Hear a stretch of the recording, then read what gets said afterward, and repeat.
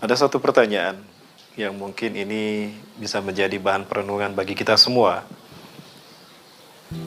Siapakah yang pertama kali Allah ciptakan? Apakah Nabi Muhammad SAW ataukah Nabi Adam?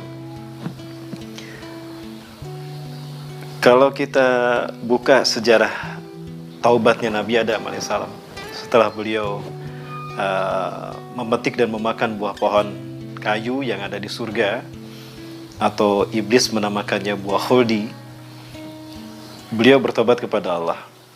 Setelah beliau kemudian terlempar ke dunia, ya, keluar dari surga itu dan jatuh ke dunia. Pada saat itu Nabi Adam alaihissalam berkata kepada Allah Azza wa Jalla yang redaksinya kurang lebih seperti ini. Ya Allah, Kau telah menyaksikan aku telah melanggar laranganmu. Aku telah memetik buah yang Kau larang aku memetiknya, sehingga aku terlempar ke dunia ini, dan Kau keluarkan aku ke surga, aku terlempar ke dunia.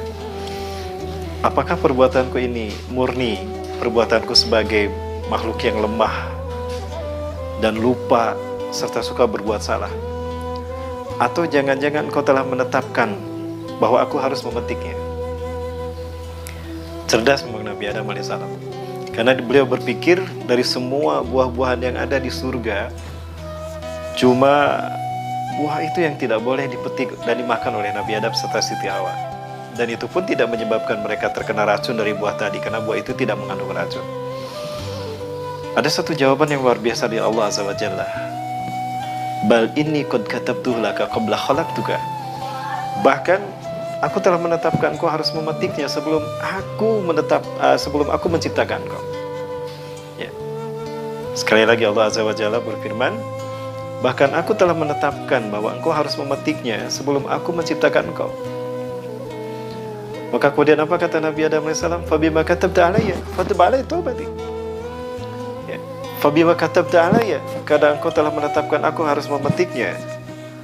Wa binuri Muhammadin, dan demi nur Muhammad, cahaya Muhammad, fatub alayya taubati, maka terimalah taubatku. Ya, terimalah taubatku ya Allah. Allah bertanya, dari mana engkau tahu Muhammad? Dari mana engkau tahu Muhammad? Bukankah kau telah menciptakannya lebih dulu sebelum kau menciptakan langit dan bumi? Bukankah kau telah menciptakannya terlebih dahulu sebelum aku kau ciptakan? Maka kemudian Allah Azza wa Jalla menyampaikan bahwa memang Allah Azza wa Jalla telah menciptakan sebagai satu kehendaknya, menciptakan nur Muhammad, cahaya Muhammad. Ya, namun ini bukan berarti Rasulullah SAW Allah ciptakan dari cahaya. Namun Allah Azza wa Jalla menetapkan bahwa Dia akan menciptakan satu makhluk yang terbaik, yaitu Muhammad SAW, Nabi dan Rasulullah yang terakhir. Secara hakikat beliau adalah makhluk yang pertama Allah ciptakan dari kalangan manusia. Ya. Nah, maka karena sebab cintanya Allah kepada beliau, Allah ciptakan langit dan bumi. Karena sebab cintanya Allah kepada beliau, Allah ciptakan umat manusia. Karena sebabnya cinta Allah kepada beliau, Allah rahmati kita, Allah kasih dan sayangi kita. Ya. Nah, jadi dari kisah tadi kita mendapatkan jawaban bahwa yang pertama Allah ciptakan secara hakiki itu adalah Nabi Muhammad SAW. Adapun bapak biologis atau manusia pertama yang dilahirkan Allah ke muka bumi itulah Nabi Adam AS. Ya. Lalu kenapa Rasulullah SAW dilahirkan secara fisik di akhir zaman? Ya, ini hanya sebuah perenungan para sekalian. Akhir zaman adalah babak terakhir dari pertarungan antara hak dan batil di muka bumi ini. Pertarungan antara hak, kebaikan, kebenaran dengan kebatilan dan kemungkaran. Di mana pertarungan ini dimulai sejak Nabi Adam alaihissalam, ya, diperangi oleh iblis, ditentang oleh iblis, atau iblis memerangi Nabi Adam alaihissalam. Dan ini dilanjutkan oleh para nabi berikutnya, oleh Nabi Nuh alaihissalam, Nabi Ibrahim, Nabi Musa, Nabi Isa, sampai kepada Nabi Muhammad SAW. Dan hari ini para nabi dan rasul sudah tidak ada. Ya, namun pertarungan hak dan batil masih terus berlanjut. Bahkan hari ini kalau kita renungkan, kita berada pada babak final. Ya, Apabila bicara tentang pertandingan, ya, karena Allah juga sering mengatakan bahwa innamal hayatud dunya la'ibu wa lahun. Kehidupan dunia adalah permainan dan senda gurau. Dan jika berbicara tentang permainan, tentu yang ditunggu-tunggu bukan babak penyisihan, bukan babak semifinal, tapi yang ditunggu-tunggu adalah babak final. Kenapa yang ditunggu-tunggu babak final? Karena memang itu adalah babak penentuan siapa yang menang dan siapa yang kalah. Oke. Dan jika pertarungan ini adalah babak final antara pertarungan hak dan batil, maka pemainnya tentu bukan pemain yang sembarangan, bukan pemain cadangan, tapi pemain yang terbaik, pemain inti. Subhanallah. Pertarungan hak dan batil yang hari ini sampai pada puncaknya mempertaruhkan reputasi nama baik Allah Azza wa Jalla. Bukan hanya reputasi baik para nabi dan rasul, atau bahkan reputasi Rasulullah SAW sebagai sebaik-baik makhluk Allah, tetapi mempertaruhkan reputasi Allah Azza wa Jalla sebagai Tuhan. Karena yang dihadapi bukanlah bangsa Bani Israel yang sejak dulu ingin menguasai dunia, bukanlah bangsa Zionis Yahudi yang ingin menghambakan dirinya kepada iblis dan dajjal, tapi justru iblis dan dajjal yang kita hadapi.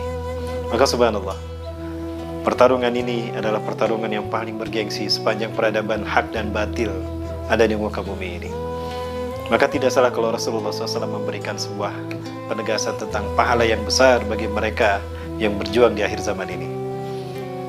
Hanya menghidupkan sunnah di akhir zaman ini saat penuh dengan fitnah, pahalanya luar biasa. Man ahya sunnati 'inda fasadi ummati falahu ajru mi'ata syahidin. Barang siapa yang menghidupkan sunnahku di zaman manusia mematikannya, maka sungguh dia akan mendapatkan 100 pahala mati syahid. Seorang sahabat bertanya, ya Rasulullah, syahidnya kami atau syahidnya mereka? Bal syuhada'u minkum, bahkan syahidnya kalian. Ya, subhanallah. Para pelajar yang dirahmati Allah Subhanahu wa taala, ini semua menegaskan kepada kita bahwa perjuangan antara hak dan batil tidak pernah berhenti selama kehidupan masih ada. Maka hari ini kita mendapatkan kesempatan yang sangat luar biasa, kehormatan dari Allah Azza wa Jalla. Kita hidup di akhir zaman. Kita memegang sebuah amanah di pundak kita yang dulu diperjuangkan oleh para nabi dan rasul.